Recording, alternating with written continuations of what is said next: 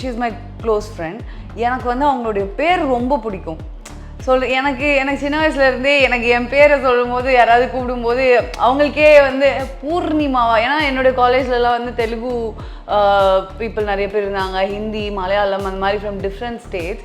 So அவங்களுக்கு என்னோடய பேர் அவ்வளோ ஈஸியாக வராது, சொல்ல வராது. பட் என்னோடய பேர் தமிழ் பேர் தான். But Atre is also Tamil பேர். அது சொல்லும்போது அதுக்கு ஒரு அது ஒரு ஃபீலாக நல்லா இருந்தது. அந்த பேர் ரொம்ப அழகாக இருந்தது. ஸோ அதனால் நான் பர்டிகுலராக எனக்கு அந்த பேர் வேணும் அப்படின்னு கேட்டு.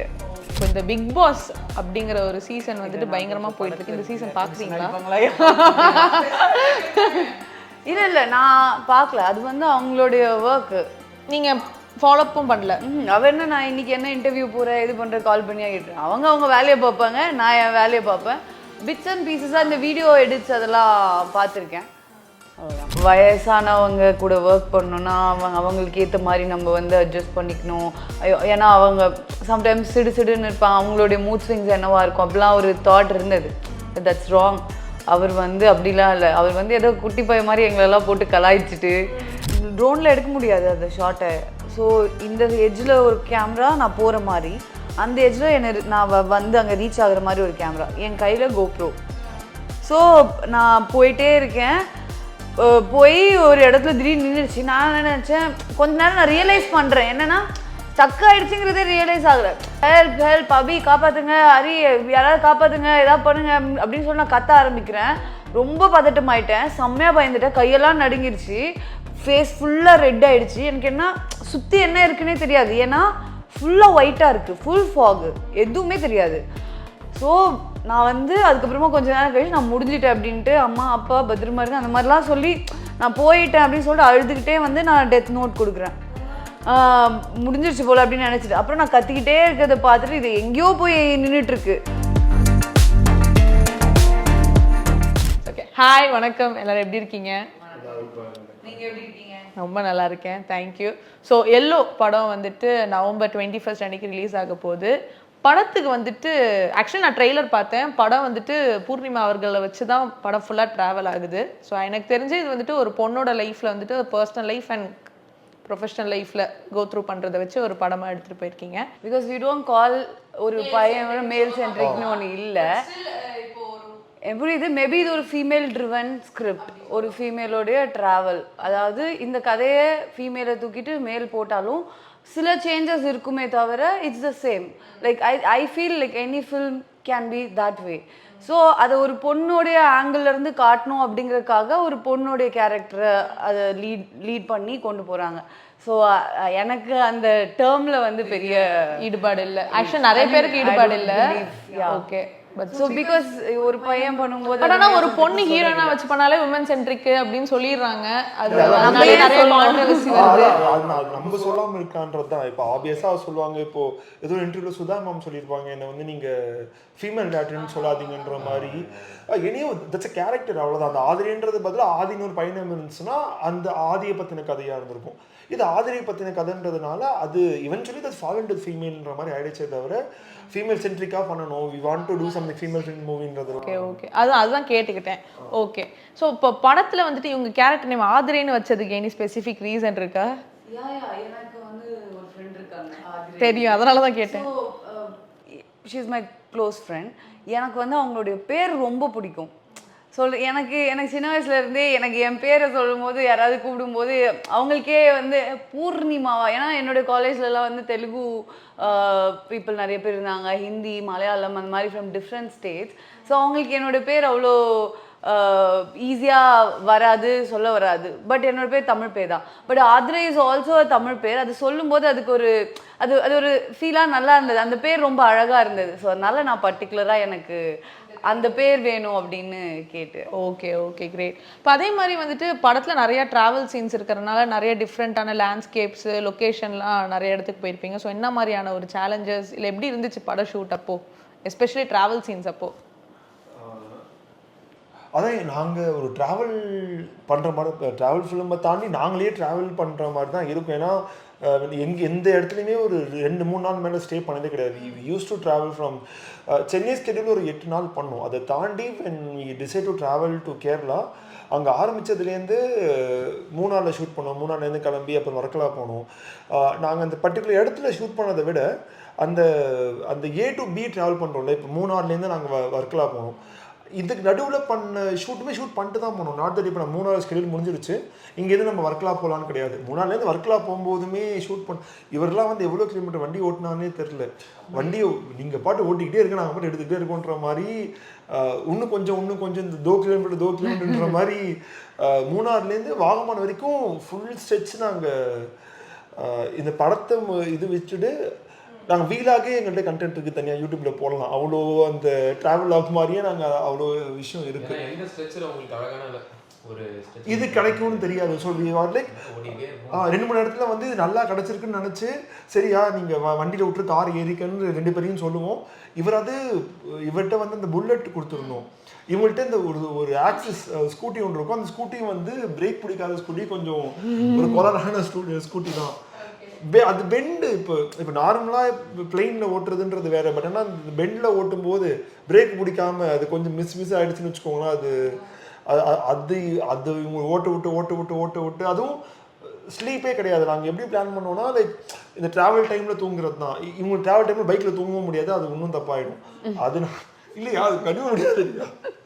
சொல்ல வரேன், நான் ஏதோ ஒரு சிறந்த டிரைவரா இருந்ததுனால அப்படி சொல்றேன். ஏன் பிரேக் இல்லாத பைக்கா இது பண்ணீங்க? ஒரு நல்ல பைக்காவே எடுத்துருக்கலாமே. அந்த பட்ஜெட் படம் சொல்லுவாங்க. Okay super. ஸோ அடுத்து coming to the actor of the film வந்துட்டு, நீங்கள் ஆல்ரெடி வதந்தி அப்படிங்கிற ஒரு சீரீஸில் வந்துட்டு நீங்கள் தான் ட்விஸ்டாகவே இருப்பீங்க. இந்த பூனையும் பால் குடிக்குமாங்கிற மாதிரிலாம் இருந்துச்சு, பயங்கரமாக இருந்துச்சு. ஸோ எப்படி அந்த வதந்திக்கு அப்புறம் வந்துட்டும் இப்போ வரப்போகுது, அது இதில் உங்களை எக்ஸ்பெக்ட் பண்ணலாமா? அதை பற்றி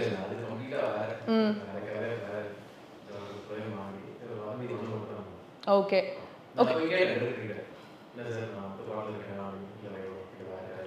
வேற கதைன்ட்டாரு, ஓப்பனாக சொல்லிட்டாரு, ஃப்ராங்காக இல்லை.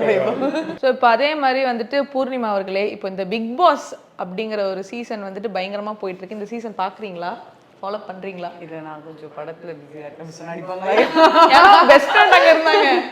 இல்லை நான் பார்க்கல. அது வந்து அவங்களுடைய ஒர்க்கு, நீங்கள் ஃபாலோப்பும் பண்ணல. அவ என்ன, நான் இன்னைக்கு என்ன இன்டர்வியூ போகிறேன் இது பண்ணுற கால் பண்ணியா கேட்டுறேன். அவங்க வேலையை பார்ப்பாங்க, நான் என் வேலையை பார்ப்பேன். பிட்ஸ் அண்ட் பீசஸாக இந்த வீடியோ எடிட்ஸ் அதெல்லாம் பார்த்துருக்கேன், அவ்வளோதான்.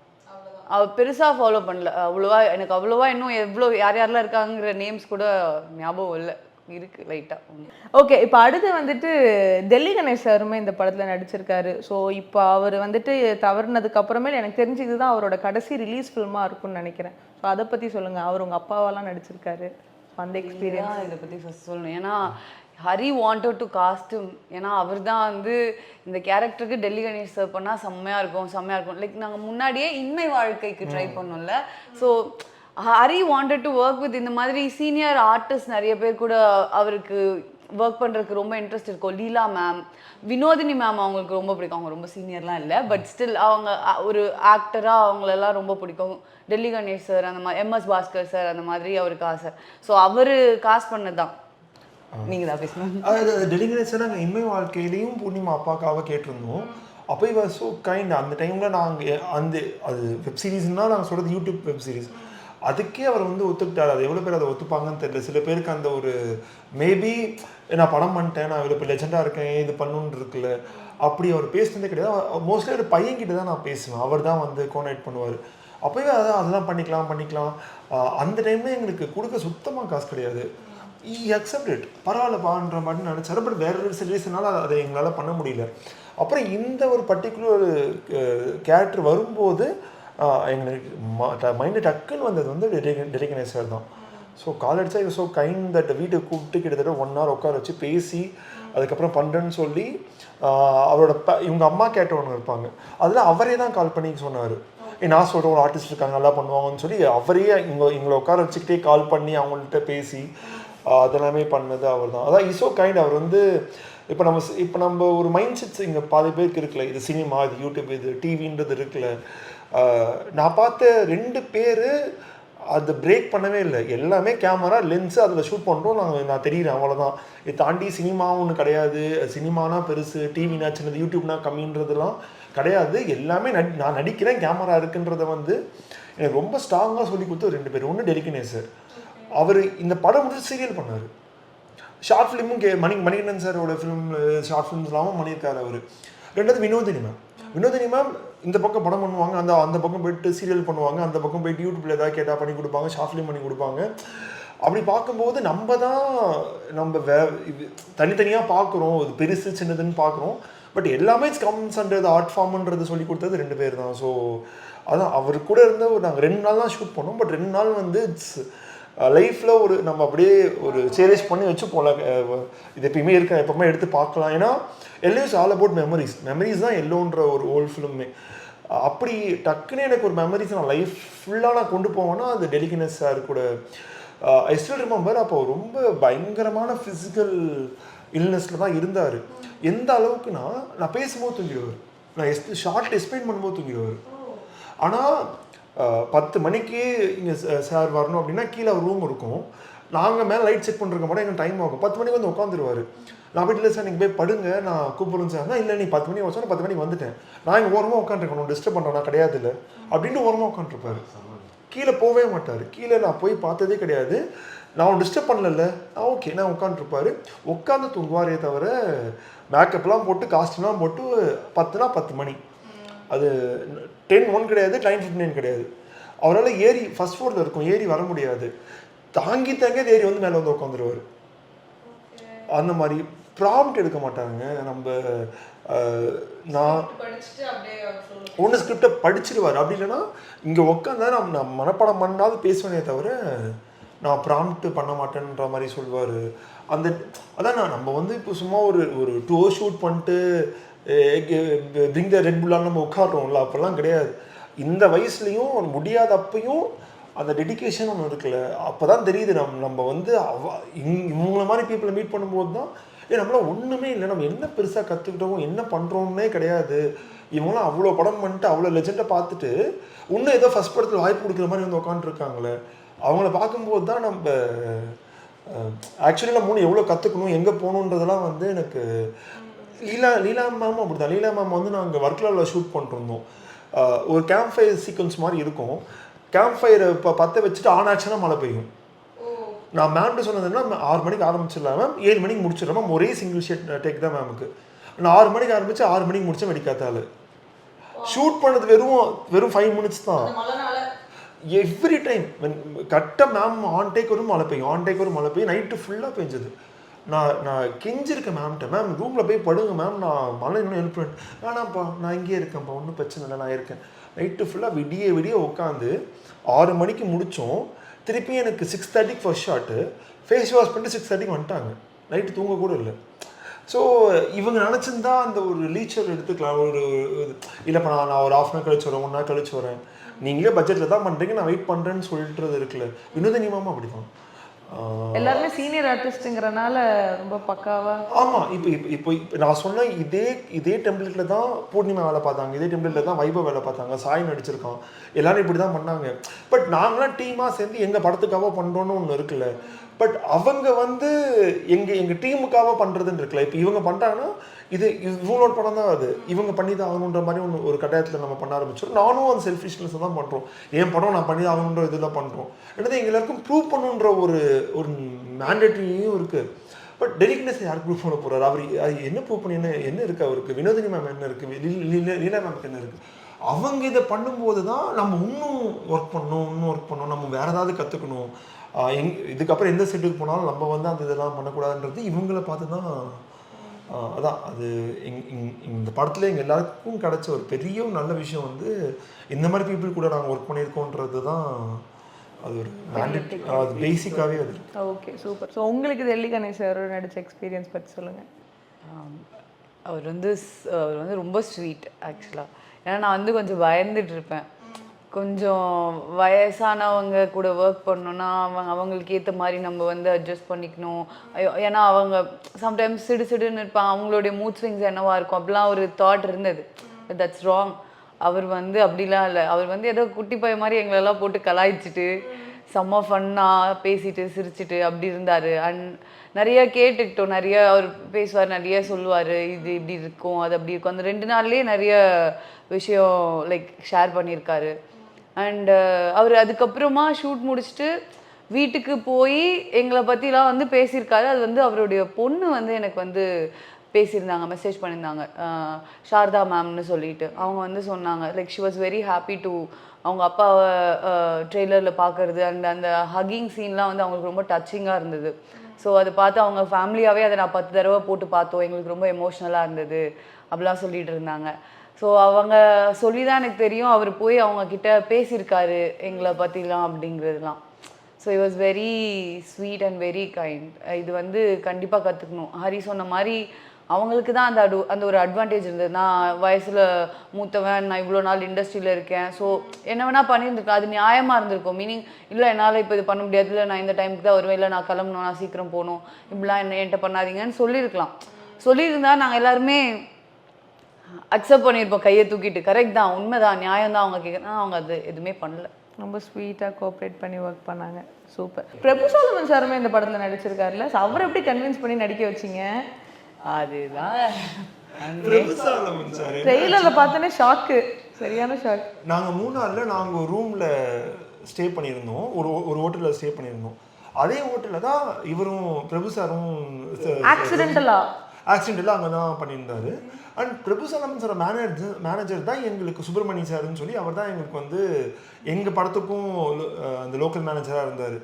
அப்போது நாங்கள் அதான் சொன்னோம்ல, எதுவுமே கிடையாது, கிளம்பி வந்துட்டோம், மூணாரில் போய் உட்காந்துட்டு லொக்கேஷன் பார்த்துட்ருக்கோம், டீமாக இந்த ஃபேமிலிலாம் கிளம்பி டூருக்கு போகிற மாதிரி கிளம்பி வந்துட்டோம்.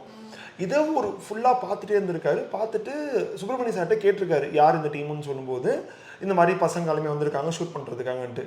அவருக்கு மைனா படத்தோட ஞாபகம் வந்துருச்சு. அவர் மைனா மூணாரில் தான் ஷூட் பண்ணார்.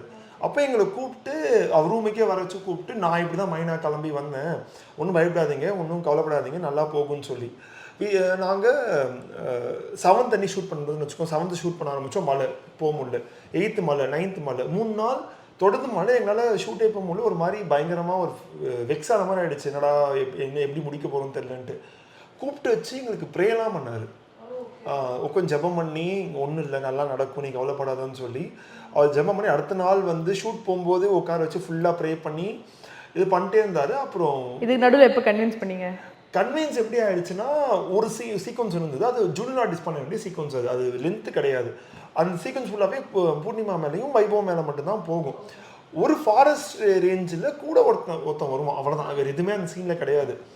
அப்போ என்ன பண்ணால், இதுக்கு நாங்கள் ஜூனியர் ஆர்டிஸ்ட் பார்த்துட்டு இருக்கும்போது சாயின்னு சொல்லிட்டு இதில் ஒரு கேரக்டர் பண்ணியிருக்கான்.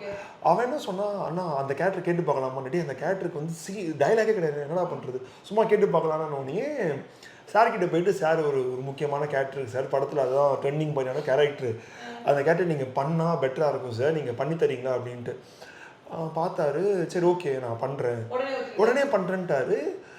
அப்புறம் அவரே கூப்பிட்டு, நான் எதுக்கு ஒத்துக்கிட்டேன்னு தெரில, நான் இதெல்லாம் பண்ணதே கிடையாது அப்படின்னு. ஓகே சார், எத்தனை நாள், 2 நாள் இருந்தால் பெட்டராக இருக்கும், ஓகே எவ்வளோ பேமெண்ட் வேணும், அடிச்சிடும் கிளம்பிட்டு அப்படின்ட்டாரு. சொல்லிவிட்டு கிளம்பி போயிட்டாரு. இப்போது எனக்கு சீன்ஸில் அவர் டைலாகே கிடையாது.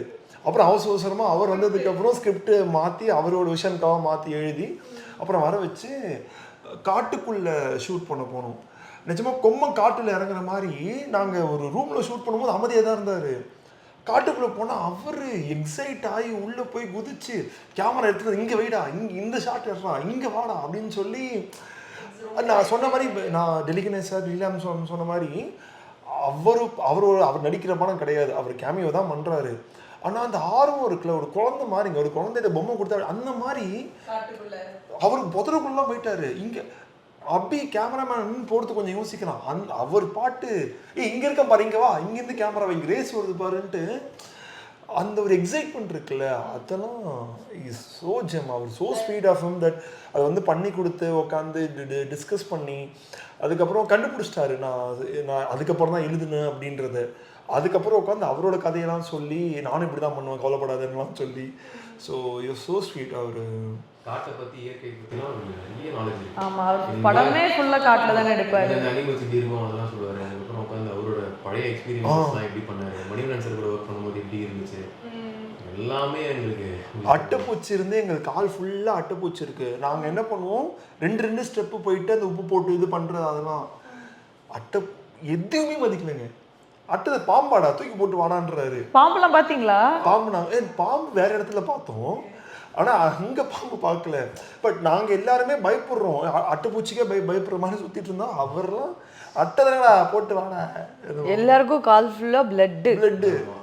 ஐயோ, அவர் காலையும் பிளட்டு. ஆனா அதெல்லாம் அவர் வந்து இட்ஸ் ஓகேடா, நல்லா ஒன்று குடிச்சுக்கோங்க அந்த மாதிரி சுத்திட்டு இருக்காரு அவரு. ஓகே.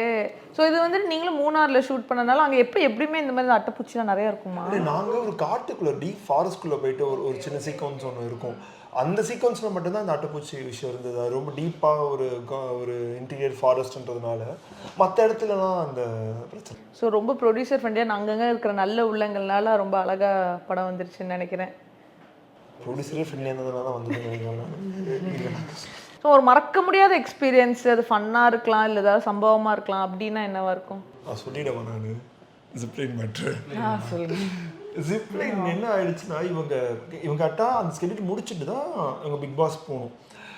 நான் என்ன சொன்னா 20th விட்டுறேன். ஓ, இது ஷூட் பண்ணதுக்கப்புறம் தான் நீங்கள் பிக் பாஸ் போனீங்களா? பாதி ஷூட் பண்ணி லைக் இதோடைய ஷூட் மிட்டில் 60% ஷூட் முடிச்சுட்டு தான் உள்ள போனாங்க.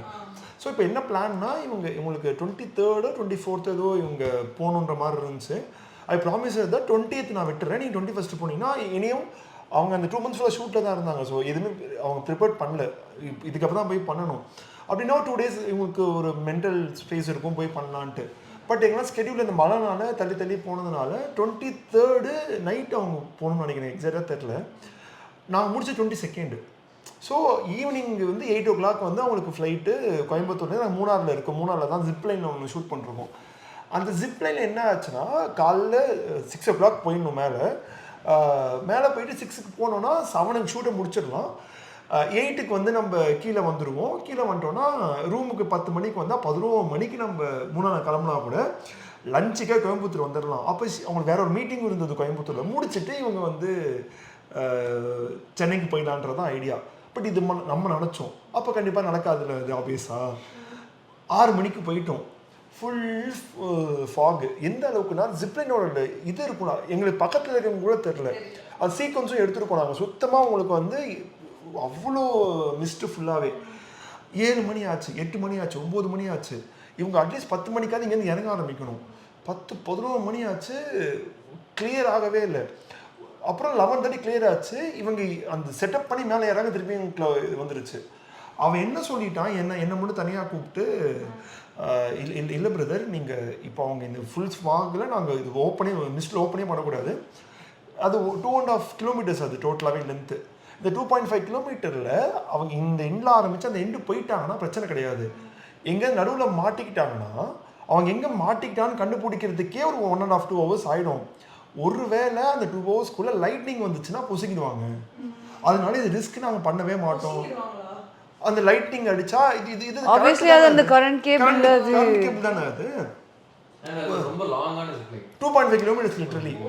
2.5 kilometers 2 kilometers வந்து மோட்டரில் போகும். லாஸ்ட் 5 minutes மட்டும் கயிறு போட்டு இருக்கிற மாதிரி. அதுவே இந்தியாஸ் லாங்கஸ்ட் ஜிப்லைன்.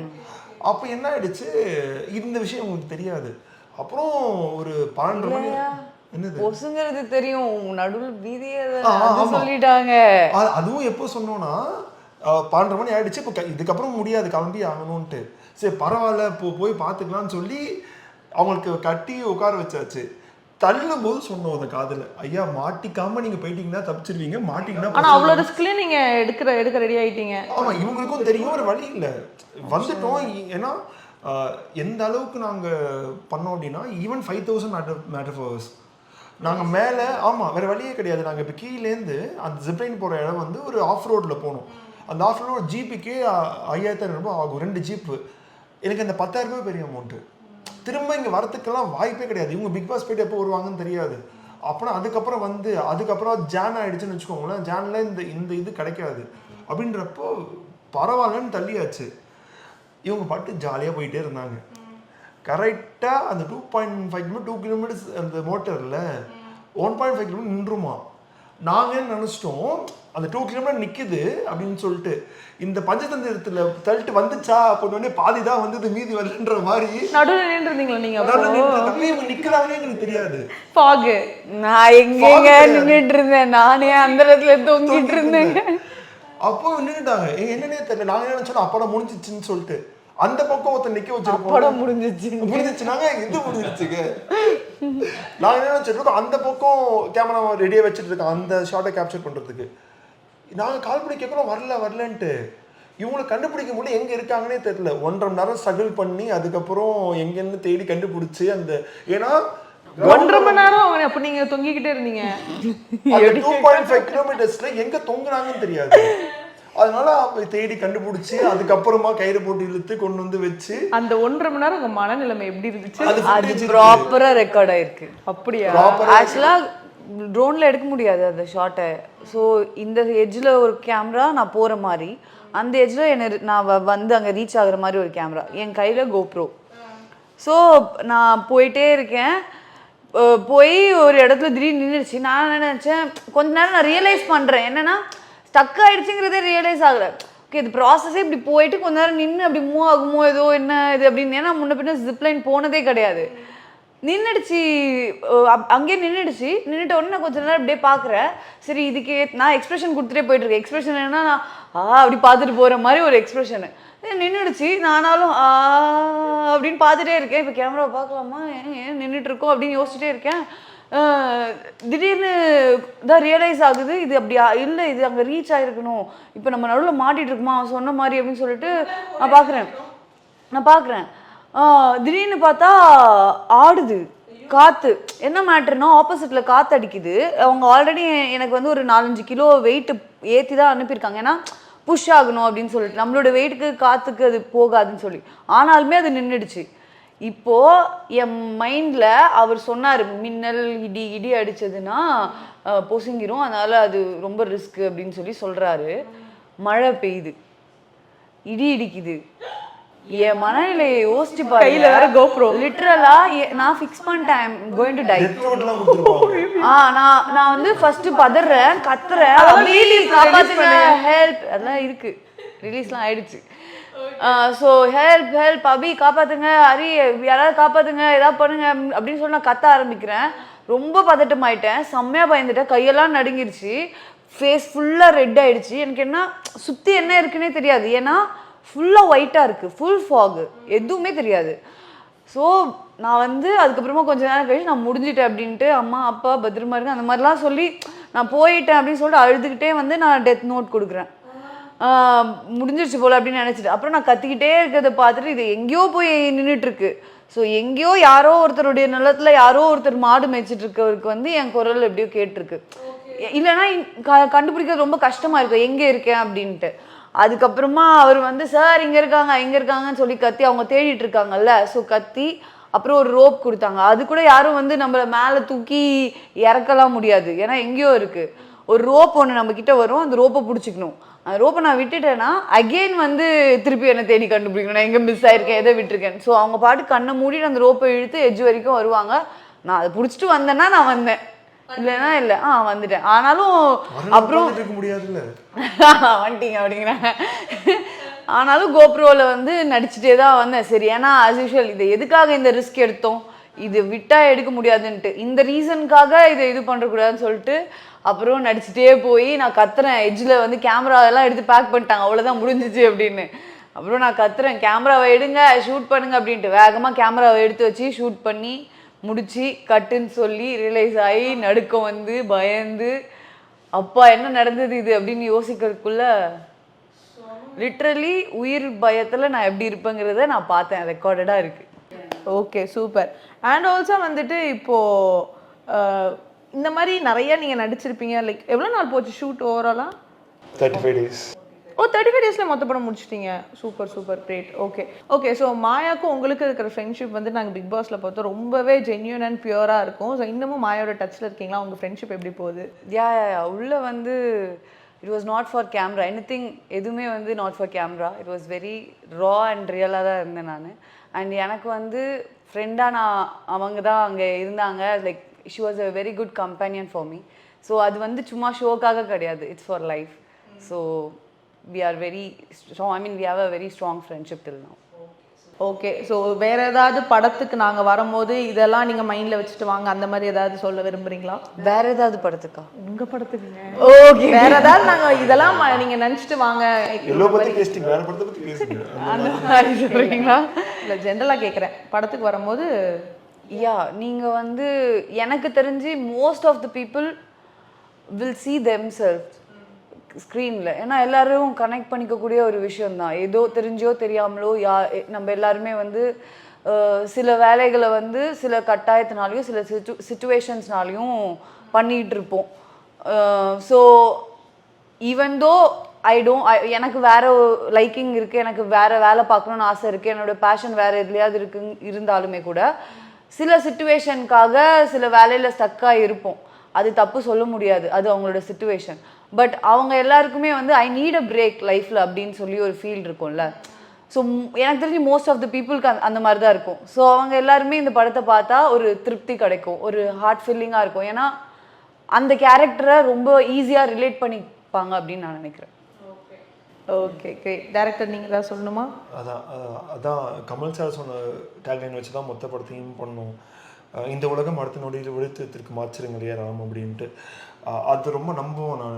நான் சின்ன வயசில் அன்பேஸ்மெண்ட் பார்த்த டைம்லேயே தான் அந்த சில வேர்டு மைண்டில் பதியும் இல்லை, அப்படி பதிஞ்சது தான் அதோட பேஸ் லைன் வச்சு தான் இந்த படத்தையே நாங்கள் பண்ணோம். இப்போ பூர்ணிமா வைபவம் சொன்ன மாதிரி ஓடிட்டே இருக்கும், என்ன ஏதுன்னு தெரில.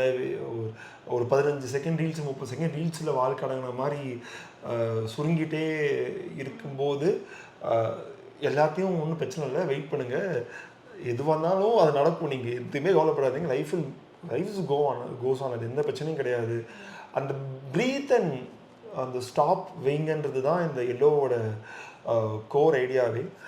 சொன்ன மாதிரி அந்த டீமாக இங்கே இருக்கிற எல்லாருமே வந்து ஏதோ ஒரு ஆஃபீஸில் ஏறி இறங்கி, இப்போ நான் டைரக்ஷனுக்காக என் கதையை நான் அலைஞ்சிருக்கேன், பூர்ணிமா அவங்களோட ஆக்டிங்காக போயிருக்காங்க, வைபவாக இருக்கட்டும், அபி டிஓபியாக இருக்கட்டும், எடிட்டர்ஸ் டீயாக இருக்கட்டும், நாங்கள் எல்லாருமே ஏதோ ஒரு ப்ரொடக்ஷன் ஆஃபீஸில் ஏதோ டேரக்டர்கிட்டயோ இல்லை ஏதோ ஒரு பெரிய ஆள்கிட்டயோ போயிட்டு நாங்கள் எங்களுக்கு எதாவது வாய்ப்பு கிடைக்குமான்னு அலைஞ்சிருக்கோம். அதுதான் உண்மை.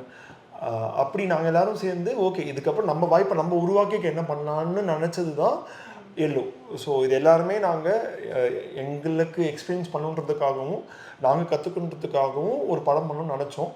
அந்த படத்துக்கு உண்மையாகவும் ஆர்ட்ஃபுல்லாக என்ன பண்ண முடியுமோ அதுக்கு இன்றைக்கி வரைக்கும் உழைச்சிட்டு தான் இருக்கும். அதை முடிச்சுட்டு ஒரு ஃபினிஷ்ட் ப்ராஜெக்டாக கொண்டு வந்து ஸ்க்ரீனில் கொண்டு வந்து வச்சுருக்கோம். ஸோ அது ஆடியன்ஸ் இதுக்கப்புறம் பார்த்துட்டு நீங்கள் தான் அந்த படத்தை சொல்லணும். அண்ட் ஒரு விஷயம் எங்களால் ரொம்ப கான்ஃபிடண்ட்டாக சொல்ல முடியும் என்ன அப்படின்னா, இந்த படத்தை தாண்டி இதை ஒரு ட்ராவலாக தான் ட்ரீட் பண்ணுறோம். நீங்கள் ஒரு படம் முடிச்சுட்டு வெளில வரும்போது நான் ஒரு படம் பார்த்த ஃபீலை தாண்டி நான் ஒரு ட்ராவல் பண்ணியிருக்கேன்ற ஒரு ஃபீல் கண்டிப்பாக இருக்கும். அதுக்கு தான் முடிஞ்ச வரைக்கும் யாரும் போகாத இடத்த தேடி தேடி தேடி தேடி கண்டுபிடிச்சி ஷூட் பண்ணோம். ஸோ கண்டிப்பாக படத்தை எல்லோரும் பாருங்கள், உங்களுக்கு பிடிக்கும்னு நம்புகிறோம். இவங்க சொன்ன மாதிரி ஆதிரேன்றது it's not about a single character, நம்ம எல்லாருக்குள்ளே இருக்கிற ஃப்ளாஸ் அண்ட் எல்லாருக்குள்ளே இருக்கிற ஆசை தான் ஆதிரேன்னு நினைக்கிறேன். ஸோ உங்களுக்கும் அதை கரெக்டாகவும் நம்புகிறேன். ஸோ படம் பார்த்துட்டு நீங்கள் சொல்லுங்கள். Super great. கண்டிப்பாக தியேட்டரில் நாங்கள் போய் பார்க்குறோம். Wish you all success. Thank you so much for your time. சொல்லுங்கள்.